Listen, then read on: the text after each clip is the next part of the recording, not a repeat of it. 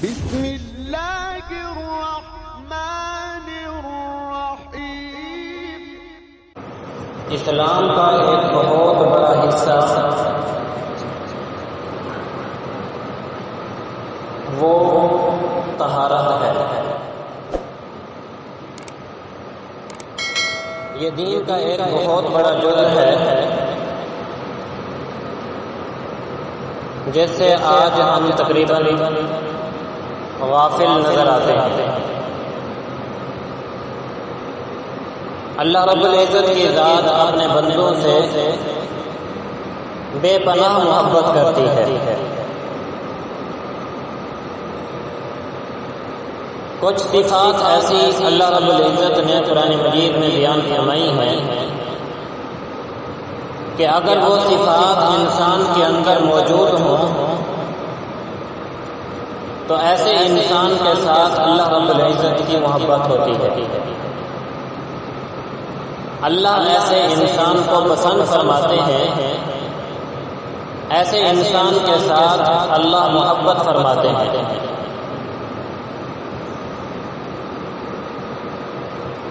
انہی میں سے دو صفتیں اس آیت میں ذکر فرمائی ہیں۔ فرمایا ان اللہ یحب التوابین ویحب المتطہرین، کہ اللہ توبہ کرنے والوں کے ساتھ بھی محبت رکھتے ہیں اور پاکیزگی اختیار کرنے والوں کے ساتھ، طہارت کرنے والوں کے ساتھ بھی اللہ محبت کرتے ہیں۔ اسی لیے نبی علیہ السلام نے ارشاد فرمایا الطہور شطر الایمان، کہ پاکیزگی جو ہے یہ ایمان کا حصہ ہے۔ بلکہ دوسری جگہ فرمایا الطہور نصف الایمان، کہ آدھا ایمان ہی وہ کیا ہے؟ پاکیزگی ہے۔ ایک مسلمان جو ہے اس کی عبادات کا جو تعلق ہے وہ طہارت کے ساتھ ہے۔ تلاوت سے پہلے طہارت ضروری، پاکیزگی ضروری، طواف کرنے سے پہلے پاکیزگی ضروری۔ اسی طرح آپ دیکھیں نماز اگر ہم نے ادا کرنی ہے تو نماز ادا کرنے سے پہلے طہارت ضروری۔ تو مسلمان کی عبادات کا چونکہ تعلق طہارت کے ساتھ ہے، پاکیزگی کے ساتھ ہے، اس لیے یہ بات ارشاد فرمائی کہ الطہور نصف الایمان، کہ نصف ایمان وہ طہارت ہے۔ ایک شخص نبی کریم صلی اللہ علیہ وسلم کے پاس آیا اور آ کر اس نے یہ شکایت کی کہ یا رسول اللہ، میں معاشی طور پر کمزور ہوں، میری معاشی حالت درست نہیں ہے، مجھے کوئی وظیفہ، کوئی عمل بتلا دیجیے تاکہ میری معاشی حالت صحیح ہو جائے۔ قرآن و سنت میں اللہ اور اس کے رسول صلی اللہ علیہ وسلم نے کچھ ایسے اعمال بتلائے ہیں کہ اگر انسان ان اعمال کو اختیار کرے تو میرا اللہ اس کی معاشی حالت کو درست فرما دیتا ہے۔ میں نے پچھلا جمعہ المبارک اسی موضوع کے اوپر پڑھایا تھا کہ کچھ ایسے اسباب ذکر کیے تھے کہ اگر انسان ان اسباب کو اختیار کرتا ہے تو اللہ ان اسباب کے اختیار کرنے کی برکت کی وجہ سے اور اس کے رزق میں برکت پیدا فرما دیتا ہے۔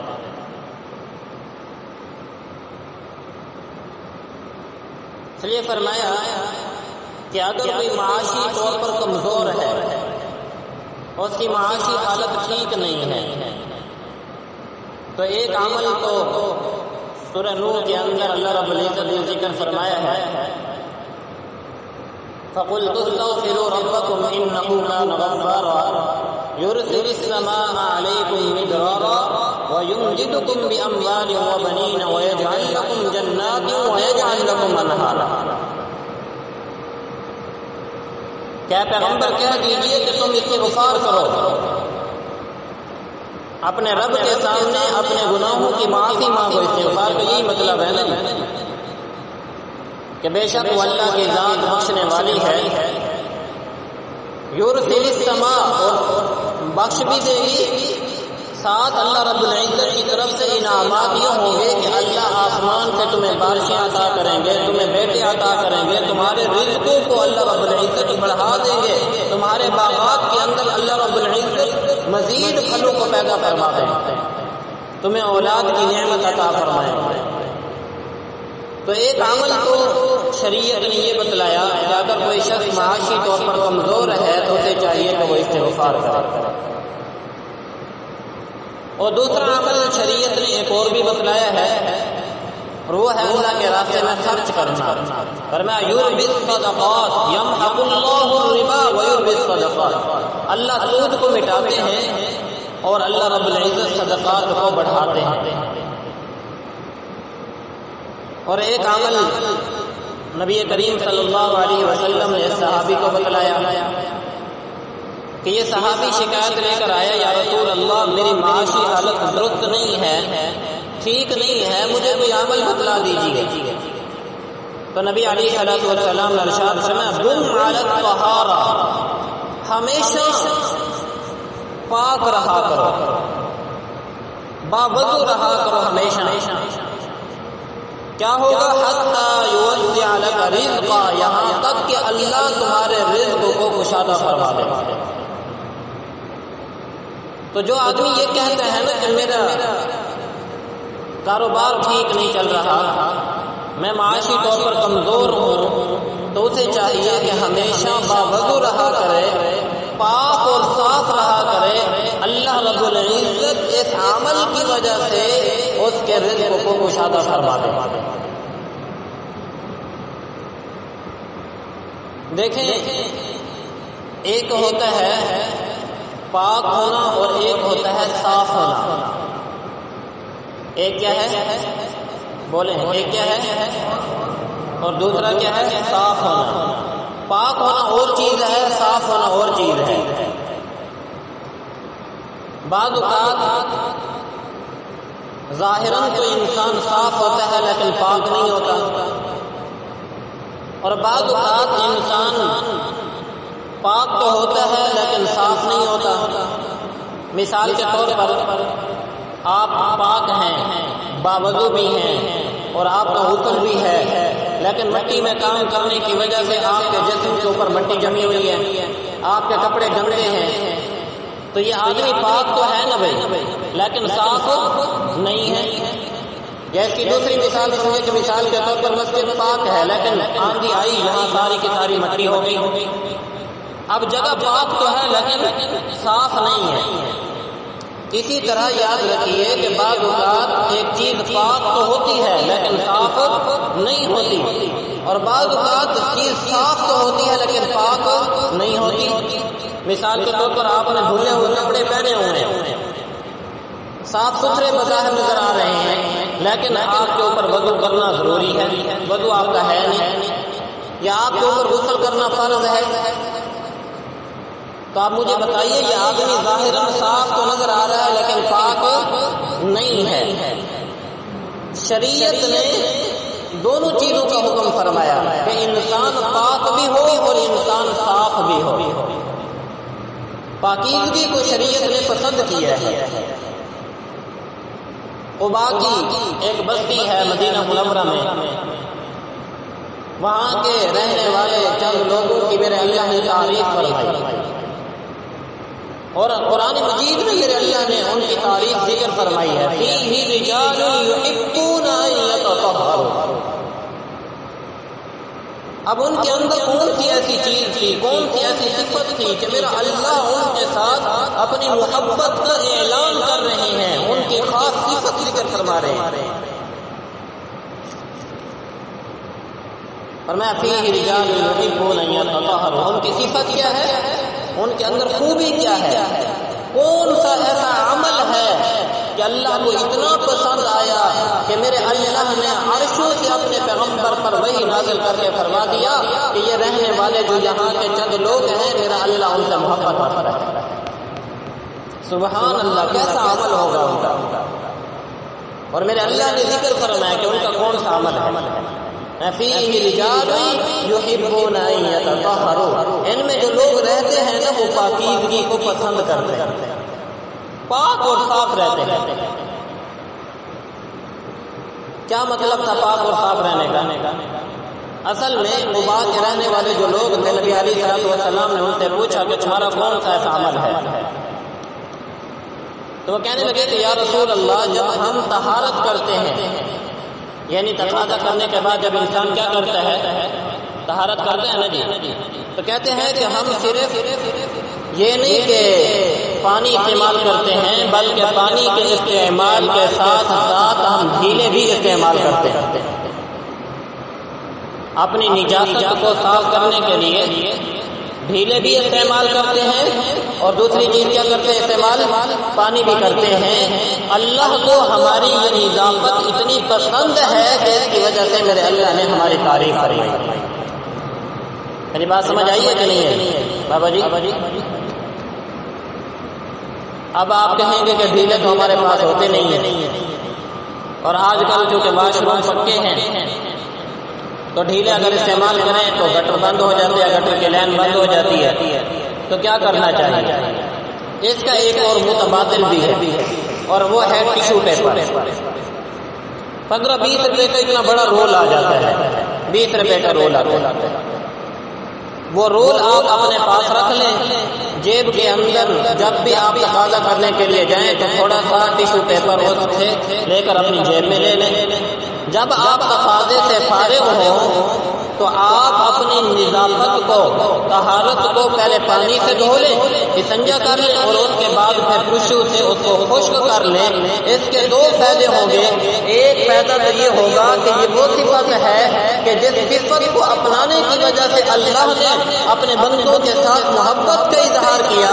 دوسرا فائدہ یہ ہوگا کہ یہ جو وساوس کی بیماری انسان کے اندر پیدا ہو جاتی ہے، یہ صحیح معنوں میں پاکیزگی اختیار نہ کرنے کی وجہ سے ہے۔ یہ جو بار بار قطرے آنے کی بیماری ہے، یہ بیماری بھی اللہ رب العزت اس عمل کی برکت سے ختم فرما دے۔ وسوسے کی بیماری اور یہ قطرے آنے کی جو بیماری ہے، آپ اس عمل کو کر کے دیکھیں، میرا اللہ اس عمل کی برکت کی وجہ سے آپ کے اندر سے یہ بیماری کیا فرما دیں گے؟ ختم فرما دیں گے۔ میری بات سمجھ آ رہی ہے؟ شور تو نہیں ہے بابا جی؟ تو پاکیزگی جو ہے یہ اللہ کو پسند ہے، تو ہمیں چاہیے کہ ہم جب طہارت کرتے ہیں نا، آج ہماری جو خوراکیں ہیں وہ ٹھیک نہیں ہے، چکناہٹ والی چیزیں ہم زیادہ استعمال کرتے ہیں، مسالے والی چیزیں ہم زیادہ استعمال کرتے ہیں، جس کی وجہ سے ہمارے مثانے اور ہمارے معدے ٹھیک نہیں ہیں۔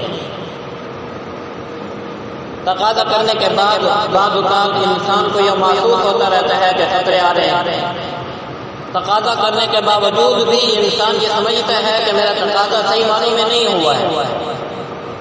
یہ جو وسوسے کی بیماری ہے نا، آپ اس عمل کو کر کے دیکھیے، اللہ رب العزت اس عمل کی برکت سے وسوسے کی بیماری کو انشاءاللہ ختم فرما دے گا۔ تو ٹیشو پیپر استعمال کریں، اور پھر یہ شریعت کا حصہ بھی ہے۔ بے شک تھوڑا سا واش روم میں وقت تھوڑا سا زیادہ لگا لے، کوئی حرج نہیں ہے۔ یعنی یہ ضروری نہیں ہوتا کہ آپ جلدی جلدی فارغ ہوں اور فارغ ہو کر چلیں۔ اس سے یہ ہوتا ہے کہ بعض اوقات ہمارے کپڑے ناپاک بھی ہو جاتے ہیں۔ جب انسان جلدی جلدی تقاضا کرتا ہے اور ایسے ہی کھڑے ہو کے آ جاتا ہے تو پھر کیا ہوتا ہے؟ بعض اوقات کچھ قطرے ایسے ہوتے ہیں جو انسانی جسم میں رہ جاتے ہیں، اور پھر جب انسان کھڑا ہوتا ہے تو پھر وہ قطرے نکل کر انسان کے کپڑوں پہ پڑ جاتے ہیں، اور جس کی وجہ سے انسان کے کپڑے ناپاک رہتے ہیں، اور ناپاک رہنے کی وجہ سے پھر اس نے جو نمازیں پڑھی ہیں وہ نمازیں کیا خیال ہے قبول ہوں گی یا نہیں ہوں گی؟ نماز کے لیے تو طہارت شرط ہے نا بھائی۔ اگر ایک آدمی کی طہارت ہی نہیں ہے تو پھر اس کی نماز کہاں سے قبول ہوگی؟ اس لیے طہارت کرتے ہوئے، تقاضا کرتے ہوئے اس بات کا خاص خیال رکھا کریں۔ یہاں پر ایک حدیث مبارکہ بھی یاد آئی۔ ایک مرتبہ نبی کریم صلی اللہ علیہ وسلم تشریف لے جا رہے تھے، 2 قبروں سے آپ علیہ الصلوۃ والسلام کا گزر ہوا۔ آپ صلی اللہ علیہ وسلم نے صحابہ سے فرمایا کہ ان دو قبر والوں کو عذاب ہو رہا ہے، ان دو قبر والوں کو کیا ہو رہا ہے؟ عذاب ہو رہا ہے۔ صحابہ نے پوچھا یا رسول اللہ ان دو قبر والوں کو کون سے عمل کی وجہ سے قبر کا عذاب ہو رہا ہے؟ آپ علیہ الصلوۃ والسلام نے ارشاد فرمایا کہ ان میں سے ایک شخص وہ ہے کہ جو پیشاب کے قطروں کا خیال نہیں رکھتا تھا، یعنی پاکی کا لحاظ نہیں رکھتا تھا، صفائی کا لحاظ نہیں رکھتا تھا، جس کی وجہ سے اس کو عذاب قبر ہو رہا ہے۔ علماء نے لکھا ہے کہ قبر کا عذاب سب سے زیادہ انسان کو پاکیزگی نہ اختیار کرنے کی وجہ سے ہوگا۔ اللہ رب العزت نے مسلمانوں کو تو ماشاءاللہ دین شریعت عطا فرمایا ہے، نبی علیہ السلام نے طریقہ سکھلایا ہے کہ تقاضا کرنے کا، کہ تقاضا کیسے کیا جاتا ہے، بیٹھ کر، یہی طریقہ سکھلایا ہے نا جی۔ لیکن اب جو جدت آتی جا رہی ہے ہمارے معاشرے میں، غیر مسلموں کا طور طریقے اور ان کا رواج مزید زور پکڑتا چلا جا رہا ہے، اور وہ کیا ہے کہ ہم کھڑے ہو کر پیشاب کرنے کو پسند کرنے لگے ہیں۔ آپ ایئرپورٹ پر چلے جائیں تو ایئرپورٹوں پر اکثر آپ کو بیٹھ کر پیشاب کرنے کے لیے واش روم نہیں ملیں گے۔ ہمارے پاکستان میں تو چلو مل جاتے ہیں، باہر ممالک میں دبئی آپ جائیں یا سعودیہ میں بھی اب یہ حالت ہوتی جا رہی ہے، بہت کم، یعنی اگر 30 واش روم بنے ہوئے ہیں نا تو ان 30 واش روم میں کوئی ایک واش روم ایسا ہوگا جو بیٹھ کر انہوں نے بنایا ہوگا، بغیر نہ کھڑے ہو گئے پیشاب کرنے کے انہوں نے صورتیں بنائی ہوئی۔ جہاز میں آپ سفر کریں تو جہاز میں بھی یہی حالت ہے، وہاں ان ظالموں نے کمپاؤنڈ رکھے ہوتے ہیں یا پھر کھڑے ہو کر پیشاب کرنے کی صورت ہوتی ہے، بیٹھ کر پیشاب آدمی کر ہی نہیں سکتا۔ اس کا نقصان کیا ہے؟ سب سے بڑا ایک نقصان تو یہ کہ نبی کی سنت کے خلاف عمل ہوا، دوسرا نقصان یہ کہ جب انسان کھڑے ہو کر پیشاب کرتا ہے تو کھڑے ہو کر پیشاب کرنے کی وجہ سے، اب دیکھیں نا ہم نے زپ آگے سے اتاری اور کھڑے ہو کے ٹیوب ویل چلا دیا تو اس سے کیا ہوتا ہے کہ انسان کے کپڑے کیا ہوتے ہیں، ناپاک ہو جاتے ہیں، قطرات جو ہیں وہ پھر گرتے رہتے ہیں انسان کے کپڑوں کے اوپر۔ تو جب کپڑے ناپاک ہوئے، انسان کا جسم ناپاک ہوا، تو پھر اس کا عبادت کرنے کو دل نہیں چاہتا۔ ایک آدمی کا دل چاہتا ہے کہ میں یار نیکی کر لوں، لیکن اب سردی کے موسم میں وہ چاہتے ہیں یار کیسے وضو کرنے جاؤں اور پھر کب قرآن اٹھاؤں۔ اگر باوضو ہوگا تو پھر کیا خیال ہے، جب جی چاہے گا جیسے چاہے گا تسبیحات پڑھ رہا ہے، قرآن اٹھا کے پڑھ سکتا ہے، جیسے چاہے مرضی اللہ رب العزت کی عبادت کر سکتا ہے۔ تو اس لیے تقاضا کرتے ہوئے اس بات کا خاص خیال رکھا کریں کہ پیشاب کے قطرے ہمارے جسم کے اوپر اور ہمارے کپڑوں کے اوپر نہ پڑنا۔ اور عذاب قبر جو ہوتا ہے وہ میں نے عرض کیا کہ اکثر عذاب قبر انسانوں کو پیشاب کے قطروں سے نہ بچنے کی وجہ سے ہوتا ہے۔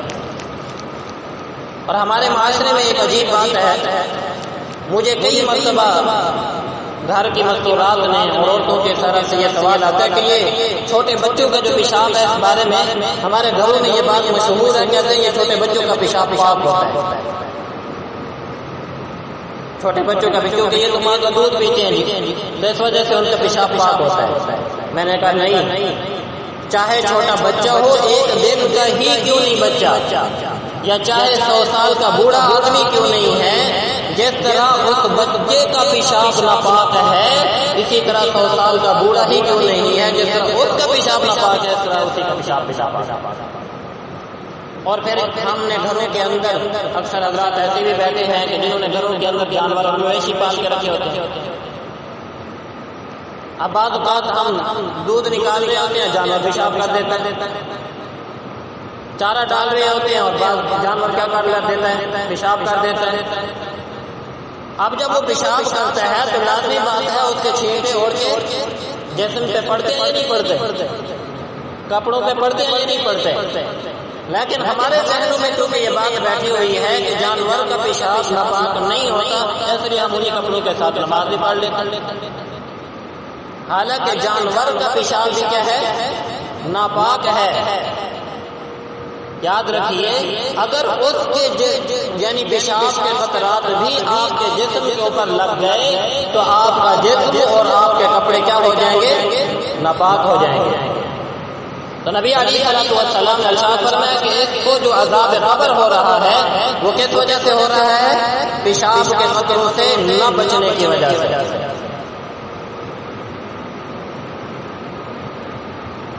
میں نے یہ بات عرض کی کہ آج ہماری غذائیں جو کہ صحیح نہیں ہیں، مثانے کمزور ہو چکے ہیں، تو قطروں کی جو بیماری ہے اکثر یہ ہم میں رہتی ہے۔ اور آج کل خاص طور پہ جو نوجوان طبقہ ہے وہ تو ماشاءاللہ جہاں ایمانی قوت کے اعتبار سے وہ کمزور ہے، جسمانی اعتبار سے بھی وہ انتہائی کمزور ہو چکا ہے۔ تو اس کے لیے دو عمل بتلاتا ہوں۔ ایک عمل تو دعا ہے، وظیفہ ہے۔ عصر کی نماز کے بعد 111 مرتبہ ربنا اتمم لنا نورنا واغفر لنا انك على كل شيء قدیر، یہ دعا ہے۔ ربنا اتمم لنا نورنا واغفر لنا انك على كل شيء قدیر۔ اس آیت کو عصر کی نماز کے بعد اپنی جگہ پر بیٹھے بیٹھے 111 مرتبہ اول آخر 3 مرتبہ درود شریف پڑھ کے اپنے اوپر دم کر لیں۔ 41 دن کا یہ عمل ہے، انشاءاللہ آپ کر کے دیکھیں، اس عمل کی برکت سے اللہ رب العزت قطروں کی بیماری سے آپ کی جان چھڑوا دے۔ دوسرا عمل وہ ہم میں سے ہر ایک اپنا سکتا ہے، وہ یہ کہ اپنی غذا صحیح کر لیں، چکناہٹ والی چیزیں اور مسالے دار چیزیں کھانا چھوڑ دیں۔ جب ہم یہ غذائیں استعمال کرتے ہیں تو ان غذاؤں کی وجہ سے ہمارا معدہ خراب ہوتا ہے، ہمارا مثانہ خراب ہوتا ہے۔ جب یہ اندر کا سسٹم خراب ہوا تو پھر انسان کو یہ قطرات کی بیماری لگ جاتی ہے۔ سبزیاں استعمال کریں اور اس کے اندر سبزیوں کو بھی اچھی طریقے سے پکا کر صحیح معنوں میں اس کو یعنی جو چیز آپ کو پسند ہے ٹھنڈی چیزیں استعمال کریں، ان کے اندر بھی زیادہ مثالیں استعمال نہ کریں۔ تو یہ دو عمل ہیں، ان دو عملوں کو ایک تو وظیفہ بتلایا اور دوسرا غذا کے اعتبار سے یہ چیز استعمال کریں، انشاءاللہ اس کے عمل کی برکت سے اللہ رب العزت آپ کو اس سے آپ کے سے جان چھڑوا دے گا۔ تو بہرحال ہماری طہارت اور نظافت کے حوالے سے گفتگو چل رہی ہے۔ تو نبی علیہ السلام نے کیا ارشاد فرمایا کہ اس کو قبر کا عذاب کیوں ہو رہا ہے؟ پیشاب کے قطروں سے نہ بچنے کی وجہ سے۔ تو اس لیے ہمیں چاہیے کہ ہم اپنے جسموں کو اور اپنے کپڑوں کو پاک اور صاف رکھا کریں۔ یہ بات ذہنوں میں رکھیے کہ طہارت صرف وضو کرنا، طہارت اختیار کرنا، اگر گرمی محسوس ہو رہی تو یہ پنکھے چلا لیں، کوئی بات نہیں۔ یہ پیچھے والے پنکھے کوئی ساتھی کھڑا ہو کے چلا لیں۔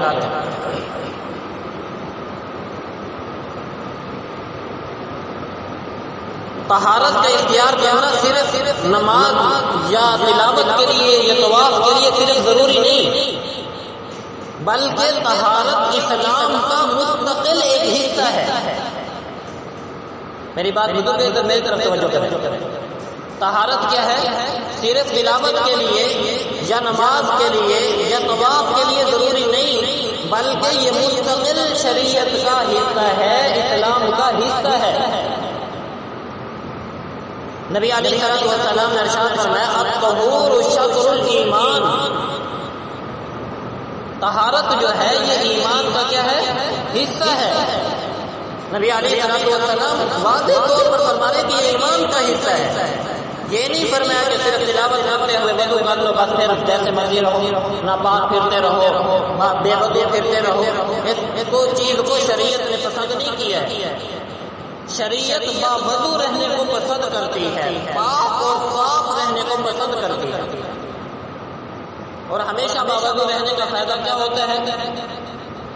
اس کا سب سے بڑا فائدہ یہ ہے کہ اگر آپ باوضو ہو نا، اللہ نہ کرے آپ باوضو رات کو سوئے، باوضو چلتے ہیں، کہیں آپ سفر کر رہے ہیں، راستے میں کہیں پر بھی آپ کے ساتھ کوئی حادثہ پیش آ جائے اور اس حال میں موت آ گئی تو آپ کی موت کس حال کے اندر آئے گی؟ باوضو ہونے کی حالت۔ اور یہ کتنی بڑی سعادت ہے کہ یہ انسان پاک تھا، اور جب تک انسان پاک رہتا ہے، صاف رہتا ہے، شیطان اس سے دور رہتا ہے۔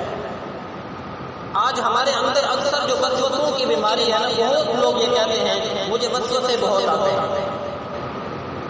میں بہترین ایک عمل آپ لوگوں کو دے رہا ہوں کہ جو لوگ یہ کہتے ہیں کہ مجھے وسوسوں کی بیماری ہے، وہ ہمیشہ باوضو رہا کریں۔ باوضو رہنے کی بلکہ یہ وسوسے شیطان کی طرف سے ہوتے ہیں۔ قرآن مجید میں 18ویں سپارے کے اندر ایک آیت ہے، رب اعوذ بک من ہمزات الشیاطین واعوذ بک رب ان یحضرون۔ اس آیت سے یہ بات پتہ چلتی ہے کہ یہ وسوسے انسان کے دل کے اندر، انسان کے دماغ کے اندر کون ڈالتا ہے؟ شیطان ڈالتا ہے۔ اور جب انسان باوضو ہوتا ہے تو باوضو ہونے میں انسان کے ساتھ ہر وقت فرشتے ہوتے ہیں برکت کے۔ اور ایک اور حدیث مبارکہ ہے، نبی علیہ السلام نے ارشاد فرمایا کہ جو آدمی باوضو رہتا ہے اس کے ساتھ اللہ رب العزت رحمت کے فرشتے اتار دیتا ہے۔ اور ایک اور حدیث مبارکہ میں ہے فرمایا کہ جو آدمی باوضو سوتا ہے، باوضو کیا کرتا ہے؟ سوتا ہے۔ فرمایا کہ رات کو جب بھی یہ کوئی کروٹ بدلتا ہے، رات کو سوتے ہوئے کیا بدلتا ہے؟ کروٹ بدلتا ہے، اللہ رب العزت کے وہ رحمت کے فرشتے جو اس کے ساتھ مقرر کیے گئے ہوتے ہیں وہ دعا کرتے ہیں کہ اے اللہ یہ باوضو سوا ہے، پاک صاف ہو کر سویا ہے، اللہ اس کی مغفرت فرما دے۔ اب مجھے بتائیے باوضو سونا کون سا مشکل بات ہے؟ رات کو اگر آپ تقاضا کر کے سوتے ہیں تو سو کر باوضو ہو کر سو جایا کریں، پاک اور صاف ہو کے سویا کریں، تو اس کی برکت ہوگی انشاءاللہ۔ آپ اس کے اثرات دیکھیں گے کہ اس باوضو رہنے کی وجہ سے آپ کی زندگی کے اوپر کتنے اچھے اثرات مرتب ہوتے ہیں۔ طہارت کی دو صورتیں ہیں۔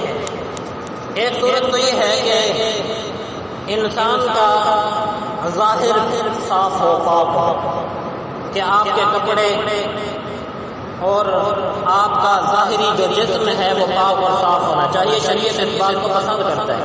شریعت یہ نہیں کہتی کہ آپ میلے کچالے کپڑے پہنے، شریعت یہ نہیں کہتی ہے کہ آپ بدبودار اور پسینے والا جسم لیے پھرتے رہیں، نہیں، شریعت اس بات کو قطعاً پسند نہیں کرتی۔ شریعت یہ بات پسند کرتی ہے، اللہ نے جو نعمتیں آپ کو عطا کر کے رکھی ہیں، اللہ یہ چاہتے ہیں کہ میرا بندہ میں نے جو نعمتیں عطا کر کے رکھی ہیں اس نعمتوں کا اظہار کرے۔ امام اعظم ابو حنیفہ رحمۃ اللہ علیہ کے پاس ایک شخص ملنے کے لیے آیا، اس نے کچھ گفتگو کی اور گفتگو کرنے کے بعد جب جانے لگا تو امام صاحب نے ایک تھیلی نکالی اور اسے دی۔ اس نے کہا حضرت میں غریب نہیں ہوں، اللہ نے مجھے بہت عطا کر کے رکھا ہے، مجھے اس چیز کی ضرورت نہیں ہے۔ جب اس نے یہ بات کی نا تو امام صاحب رحمۃ اللہ علیہ کو غصہ آیا اور فرمایا کہ جب اللہ نے تمہیں عطا کر کے رکھا ہے تو اللہ کی نعمتوں کا اپنے جسم کے اوپر اظہار کیوں نہیں کرتے؟ یہ کیسی حالت تم نے بنا کے رکھی ہے کہ دیکھنے والے کو یہ محسوس ہوتا کہ یہ تو مانگنے والا ہے۔ شریعت کبھی بھی اس بات کو پسند نہیں کرتی ہے۔ آپ دیکھیے میں ایک حدیث بات کروں، نبی علیہ السلام نے ارشاد فرمایا کہ جو شخص جمعے والے دن گھر سے غسل کرتا ہے، جسم کے اوپر خوشبو لگاتا ہے، جو اس کے پاس کپڑے صاف اور ستھرے مہیا ہیں، نئے کپڑے ہیں تو نئے پہن لیں، نئے نہیں ہیں تو صاف اور ستھرے جو کپڑے ہیں وہ پہن لیں۔ فرمایا کہ جب یہ گھر سے نکلتا ہے جمعہ پڑھنے کے لیے تو اللہ رب العزت اس عمل کی برکت سے اس کے پچھلے تمام یعنی گناہوں کو معاف فرما دیتا ہے۔ شریعت یہ نہیں کہتی ہے کہ آپ پسینے والے کپڑے جیسے بھی ہوں، گندے کپڑے جیسے بھی ہوں تو اس کو اٹھا کر پہن لیں۔ ٹھیک، آج بھی اور ان کی تاریخ اختیار کرنا اچھی بات ہے، لیکن آج بھی اور انتصاری کا تعلق انسان کے دل کے ساتھ ہے، انسان کے کپڑوں کے ساتھ نہیں ہے۔ بات سمجھ آ رہی ہے؟ ایک آدمی کہے کہ میں کاٹن پہنتا ہوں اور وہ اترا کے پھر رہا ہے، اور ایک آدمی جو ہے سادے کپڑے پہنتا ہے اور اس کے اندر عاجزی اور انکساری ہے۔ یہ بات کوئی ضروری نہیں، بعض اوقات کاٹن پہننے والے کے جسم کے اندر بھی دل کے اندر عاجزی اور انکساری ہوتی ہے، اور بعض اوقات سادے کپڑے پہننے والے کے اندر بھی تکبر ہوا کرتا ہے۔ امام احمد ابن حنبل رحمۃ اللہ علیہ روزانہ ایک نیا جوڑا، 360 دن سال کے تو 360 جوڑے روزانہ تبدیل کیا کرتے۔ اللہ نے انہیں یہ شان عطا فرمائی۔ اور جو جوڑا ایک مرتبہ پہنے یعنی سال میں جب انہوں نے ایک مرتبہ جوڑا استعمال کیا تو پھر پورے سال انہوں نے جوڑے تبدیل کیے. جب وہ جوڑا استعمال کرتے تھے ایک مرتبہ پہننے کے بعد پھر زندگی میں کبھی اس کو نہیں پہنا, پہننے کے بعد اسے لوگوں کے لیے ہدیہ فرما دیا. اور اللہ کی شان, اللہ نے انہیں عطا کیا ہوا. وہ کپڑے کا مالک تھا, اس نے حضرت سے یہ گزارش کی تھی کہ حضرت میں روزانہ آپ کو کپڑے کا ایک کوٹ دوں گا, اور میں کہ ہدیہ ہے قبول فرمایا. اور ہر روز اس کی طرف سے سوٹ سل کر آتا تھا, حضرت تبدیل فرماتے اور جو استعمال کیا ہوتا تھا وہ اللہ کے راستے میں دے دیتے. تو تکبر کا تعلق کپڑوں کے ساتھ نہیں, تکبر کا تعلق کس کے ساتھ ہے؟ انسان کے دل کے ساتھ ہے. اس لیے شریعت یہ بات نہیں چاہتی ہے کہ آپ پرانے پھٹے کپڑے جیسے بھی ہوں. نبی علیہ السلام کا طرز عمل دیکھیں, آپ علیہ السلام نے کبھی یہ آپ نہیں سنیں گے کہ میلے میلے کپڑے پہنے. آپ علیہ السلام ہمیشہ صاف اور ستھرے کپڑے, بے شک نئے کپڑے نہیں ہوتے تھے لیکن وہ ہمیشہ ہوتے کیا تھے؟ صاف اور ستھرے کپڑے ہوتے. اس لیے ایک تو طہارت کا یہ عمل ہے یعنی حکم ہے, ظاہر ہے کہ آپ کا ظاہری جسم, آپ کے ظاہری کپڑے, آپ کا گلی, آپ کی گلی, آپ کا گھر, آپ کا محلہ کیا ہونا چاہیے؟ صاف اور ستھرا ہونا چاہیے. شریعت اس بات کو پسند کرتی ہے, گندگی نہیں پسند کرتی. دوسرا شریعت کا ایک اور حصہ بھی ہے, اور وہ ہے کہ آپ کی شریعت یعنی جو حقیقی یا باطنی جو نجاست ہے اس سے بھی آپ کا جسم پاک ہو. باطنی نجاست آپ کے اوپر غسل فرض ہو گیا. جب غسل فرض ہو جائے تو مسلمان کے اوپر غسل کرنا کیا ہوتا ہے؟ فرض ہوتا ہے. غسل کے 3 فرض ہیں آپ جانتے ہیں, غرارے کرنا, ناک میں پانی ڈالنا, اور پورے جسم کے اوپر اس طرح پانی ڈالنا کہ جسم کا کوئی حصہ بھی ایک بال برابر خشک نہ رہے. یہ غسل کے 3 فرض ہیں. تو ان کو, اور میں یہ بات کروں کہ یہ دین اسلام کا خاصہ ہے, وگرنہ آپ دیگر مذاہب کے اندر دیکھیں ان کے اندر یہ پاکی اور صفائی کے مسائل نہیں ہیں. وہ ناپاک پھرتے ہیں, کھڑے کھڑے ایسے پیشاب کپڑا چڑھا دیا, جیسے جانوروں کی طرح پھرتے ہیں. ان کے اندر یہ غسل والی چیزیں نہیں ہیں. یہ چیزیں وہ اگر اپنی بیوی کے ساتھ سوتے ہیں تو اس کے اوپر کوئی غسل وغیرہ نہیں ہے, وہ اس بات کو سمجھتے ہی نہیں. تو اس لیے یہ شریعت کا, ہمارے دین اسلام کا خاصہ ہے. الحمدللہ کہ اللہ رب العزت نے ہمیں یہ دین دیا ہے, اور اس دین کے اندر اللہ رب العزت نے ایک مسلمان کو پاک اور صاف رہنے کے طریقے بھی بتلائے. تو ایک تو یہ کہ اگر حقیقی معنی میں آپ کا یا باطنی طور پر آپ کا جسم ناپاک ہے, لیکن ظاہرت تو نہیں ہے کہ آپ کے جسم میں گندگی ہے, لیکن باطناً آپ کے اوپر جب غسل فرض ہے تو آپ کا جسم باطنی طور پر کیا ہو چکا ہے؟ ناپاک ہو چکا ہے. یا آپ بے وضو جب ہو گئے تو تب بھی باطنی طور پر آپ کا جسم ناپاک ہے. جب آپ وضو کرتے ہیں اور غسل کرتے ہیں تو جہاں پر اللہ رب العزت نے آپ کو یہ نعمت عطا کی ہے کہ اس سے آپ کا جسم پاک ہوتا ہے, وہاں پر آپ کی روح بھی تر و تازہ ہو جاتی ہے. آپ ذرا نہا کے دیکھیں نا کتنا سکون محسوس ہوتا ہے. جب وضو کرتے ہیں تو انسان اپنے جسم کے اندر ہلکا پن تر و تازگی محسوس کرتا ہے. اور شریعت کا حکم دیکھیے کہ ان اعضاء کو وضو کے اندر دھونے کا حکم فرمایا ہے جن اعضاء کو انسان کھلا رکھتا ہے اور ان کے اوپر گندگی عموماً پڑتی ہے. چہرہ کھلا رہتا ہے, مٹی پڑنے کا اندیشہ, آنکھوں کے اندر ذرات, کانوں کے اندر خلال کا حکم دیا, آپ دیکھیے کانوں کے اندر مٹی پڑنے کا اندیشہ. ہاتھ استعمال ہوتے ہیں, ہاتھ کو دھونے کا حکم فرمایا. پاؤں کھلے ہوتے ہیں, پاؤں کو دھونے کا حکم فرمایا. انسان کا عمومی طور پر سر کھلا ہوتا ہے, سر کو, اور گردن ہے اس کو. یہ ساری چیزیں آپ دیکھیے اگر ہم غور کریں تو شریعت اتنی ہمارے لیے خوبصورت ہے کہ آج کی سائنس اس کرونا بیماری کی وجہ سے یہ کہتی ہے کہ جو اعضاء آپ کے کھلے ہیں ان کو دھویا کریں, ہاتھ دھویا کریں, منہ کے اندر کیا کریں, غرارے کیا کریں. یہ کیوں جی؟ اس کے اندر جو جراثیم پڑ جاتے ہیں لیکن شریعت کا حکم دیکھیے پیارے نبی صلی اللہ علیہ وسلم نے آج سے 1450 سال پہلے یہ تعلیم دے دی کہ تمہارے ہاتھ کیونکہ کھلے رہتے ہیں، تمہارے اعضاء کیونکہ کھلے رہتے ہیں، یہ جو جراثیم، یہ جو چیزیں باہر اٹھتی ہیں دست و غبار، یہ ان ذرائع سے تمہارے اندر پہنچتے ہیں جو تمہارے لیے نقصان دہ ہے۔ مسلمان کو حکم دے دیا 5 وقت تم نماز ادا کرتے ہو تو نماز ادا کرنے سے پہلے 5 وقت وضو کر لیا کرو۔ جہاں تمہارا جسم پاک اور صاف ہوگا وہاں تمہارا جسم بیماریوں سے بھی محفوظ ہو جائے گا۔